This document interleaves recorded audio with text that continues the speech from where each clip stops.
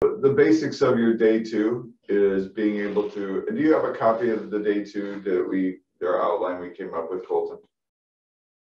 Yeah.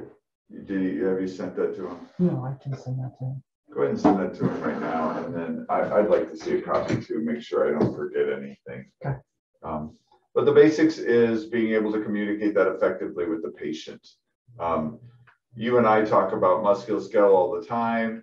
We're super familiar with it. We have to just remember that they've probably never heard this before. It's new to them, and we have to customize it and personalize it to their level. So the basic goal on day 2 is to reaffirm the diagnosis, then explain what that is, and then after you've so, you know, Mr. So-and-so, you've got a torn rotator cuff. And let me explain what a torn rotator cuff looks like. And then when you say explain, it's the problems. And then you personalize it. Talk about the consequences.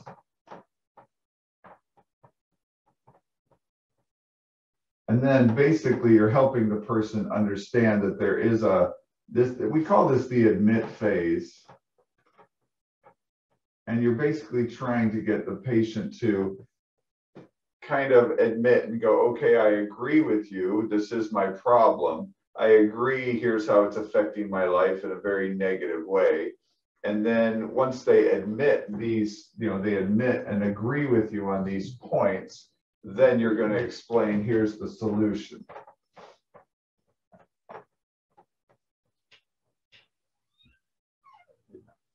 And then once they agree with the solution, then you just have to, and that's basically about it. Now when the patient goes through this process, and they do it in a calm, relaxed, you know, they're going to have fears, anxieties, concerns, and you're trying to alleviate those. And then this is a basic sales cycle. But it's also what the patient's looking for. I mean, they're coming to you wanting this service. They have a problem. They're willing to pay money to fix it.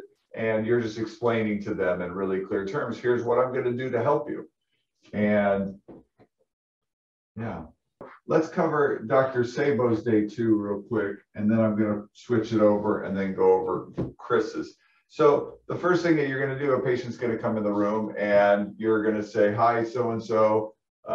Now, in Dr. Saboe's situation, he'll have adjusted them. He'll have provided some kind of treatment, and he's just going to check in and say, hey, any soreness afterwards? Chris, you're not going to do that. You probably didn't do any treatment. But if you did do an exam, you could say, hey, were you sore from that exam? We had to move the sensitive tissue around. We don't really care what the answer is, sore or not sore. We just want them to know we're aware of it, and it doesn't want to be unexpected. The second thing you're going to say is, in Saboe's situation, Jane, I looked at your x-rays. It's definitely a grade 2 sprain in your neck or scar tissue or a bulging disc. The x-rays definitely confirmed it, and it's mild, moderate, or severe. You know, and you'll kind of just tell them very briefly, this is what I found, and that's what's causing all your pain and problems. The next thing you're going to say, Dr. Saboe, is, and do they have, I hope they have this outline. It'd be much easier if they can follow along with it. Dr. Saboe has the chiropractor. So you've got your outline in front of you, Dr. Saboe? No, actually, I don't. That's all right. All right. So it goes like this. Jane, I reviewed your x-rays. It definitely confirms you have a degenerative disc in your neck. It's severe, and we can definitely help you with it. Now, I've never worked with you before, so what I'd like to do in this situation to help get you out of pain and see how you're going to respond to treatment is do 3 more adjustments. An adjustment today, tomorrow, and the next day. That's going to get you out of pain as quick as possible, which is my goal. And secondly, it's going to give me an idea of how fast you heal. That way, 3 days from now, I can make better recommendations on exactly what it's going to take to get you all the way back to normal or as close to normal as your body will allow. Does that make sense, Jane? And Jane will say, yeah, that makes sense. And you say, okay, great. I do want to talk about money at this point. That's a transition statement. So they know, okay, we're done talking about the diagnosis. We're going to talk about money. Jane, in order for you to get adjusted today, tomorrow, the next day, it's going to cost $20 a day or $60 total. Are you okay with that? Jane says, yes, no problem. We go, great. Now, Jane, I do want to take a minute and explain to you exactly how your body is going to heal and how we're going to get you back to normal. So, and Chris, you're going to do something similar. You're going to meet them, but you're not going to talk about money. You're not going to recommend 3 days of treatment. 2 days. You're going to recommend one more visit after this. So Dr. Saboe is trying to commit them to do an adjustment that day, the next day, and then come back to go over x-rays and a treatment plan. You're going to go something like this. You're going to go, Chris is going to say, Jane, you have a torn rotator cuff. Okay. I reviewed the ultrasound that we did last time, or I'm going to do an ultrasound today to see and assess exactly how bad it is and if there's any complicating factors. Or you're going to say, I reviewed the ultrasound we did yesterday and just kind of reviewed all my notes. And it's definitely a torn rotator cuff. You want to confirm the diagnosis. Make sure they understand. And the reason you want to confirm it is because it's still new to them. They need to hear something 3 and 4 times. If you're trying to teach me something about hot air balloons, you can't just tell me once. I know nothing about hot air balloons. Explain it. So, yep, you got a torn rotator cuff. Remember we said that yesterday. Definitely that's what's wrong. You want to make sure that they're, and the other reason you say it is so you can watch their facial expression. You want to make sure they're 100% on board where they go, oh, okay, yep. You want to, anyway, if they look confused at all, it doesn't matter, but you're trying to assess that. And then you say, today what I'd like to do is do a treatment just to see how you respond. And it's a single treatment.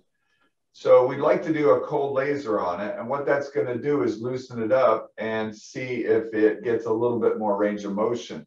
That's going to give me a good idea how well you're going to respond to the treatment.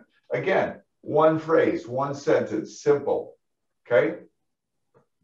And then in this case, you know, Colton, are we going to have Chris as well go over money? Mm-hmm. Okay. So you would say, now the cost for the treatment today and your visit today is going to be X number of dollars.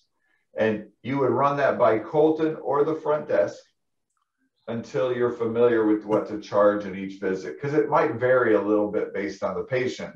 But basically, Colton has to go over this with you every single time. You don't see a day 2 unless Colton goes, here's what you're going to charge them. And you have to always explain why. So you would say, now your visit for this day is going to cost you, you know, $100 for the ultrasound is what your copay is, and $40 for the laser. And then, you know, you do the math for them. So that's $140 today. Don't expect them to do the math. So see how it's simple and clear. Okay. Here's what's wrong. Here's what I want to do today. Test run. See how you respond. That's going to help me understand what to recommend as far as treatment goes. And here's what it's going to cost. And you're getting agreement. Do you understand what's wrong? Yes. Do you understand what we want to do today? Yes. Do you understand how much it's going to cost? Yes. Okay. So now we go, okay, we did the treatment. And you don't actually do the treatment. You got agreement to do the treatment. You go, now I want to take a minute to explain exactly what a torn rotator cuff is and how it heals. And this should take about 10 minutes, 5 to 10 minutes. So anything we're dealing with musculoskeletal wise, we're dealing with the 3 phases of healing. So here's how I'd explain it to a patient is I would say, okay, let's use we're going to do this spinally because I want Dr. Saboe. I want to hear this. And Chris, you're going to adapt it. So if you're Dr. Saboe, I always just draw, and you need a whiteboard in your room. I just draw a spinal unit and I go like this. Here's the bone, here's the disc. And I usually don't even draw this part on here. I go, here's a bone, here's a disc. And I just grab a spinal model and I go, okay, so in your case, Jane, your problem is you have a torn disc, and a disc is made of two parts, a jelly center and rings that go around. This is called the nucleus pulposus. This is called the annulus fibrosus. But can you see those rings right here? And they go, yes. And you can see those rings are made of tiny little fibers that we call ligaments. And your problem, Jane, is you've got a bulging disc or a torn disc. And basically these rings have been torn, you know. And again, I'm going to personalize it. So I'm going to say, Jane, remember when you fell off the horse? When you landed funny, you actually ripped this ligament right here. And now it's got a hole in it. And the jelly is starting to leak through. And it's starting to pinch this nerve. And that's what's causing the radicular symptoms. And I don't say radicular. I'd say that's what's causing the pain and numbness down your arm or hand. Okay? Chris, you're going to say, remember when you threw that baseball? You pick up your model and show them exactly which ligament is torn or which tendon is torn and say, this is what that tendon looks like. It's made of long pieces of collagen, and you ripped yours like this. You got a rip in it. That's what's causing your pain. That's why when you move your arm this way, you're digging in and stretching that and ripping it. Okay? Now, Jane, on your disc, these are the annular fibers in your disc, and you've got a rip in yours. Yours is torn. That's what's causing all your pain in your low back when you move. Do you have any other markers? I can go grab some if you want different. Yeah, if you get a different color, that'd be great. So, okay, so whenever you tear, it doesn't matter where you tear a ligament, a tendon, or a disc, your body goes through a 3-stage healing process. Jane, do you remember I talked about it yesterday? What are the 3 phases? Well, there's an inflammatory phase, a repair phase, and a remodel phase. And Jane, you remember yesterday we talked about the inflammatory phase, and there's just a couple of things to remember. Number one, do you remember anything about the inflammatory phase? Remember, this is very interactive, if at all possible. You do not want to lecture the patient and make them tune out. So nobody tunes out when I'm talking to them. I'm engaging them because I want to make sure they're understanding this. So it goes, Jane, do you remember anything about the inflammatory phase? And of course, sometimes she says yes or no. A lot of times they'll say, oh, it's 3 days or it's bad. The pain one. Huh? That one has all the pain. That one has all the pain. Yep. So it's the painful phase. It lasts 1 to 3 days, and you're screwing it up because you're stuck in the inflammatory phase long term. It's bad.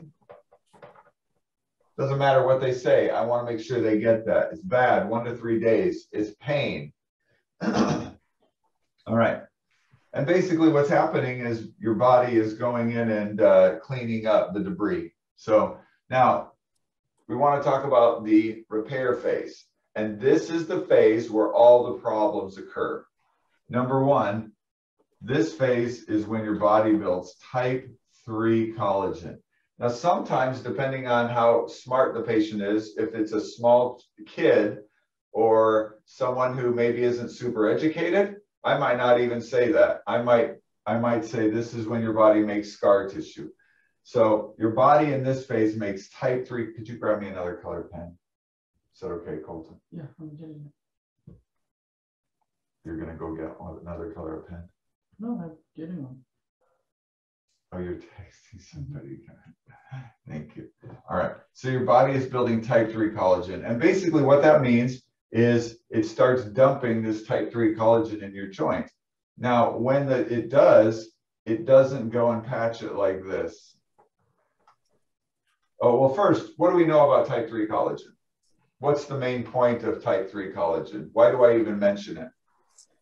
Because this is type 1 collagen, repair stage is type 3.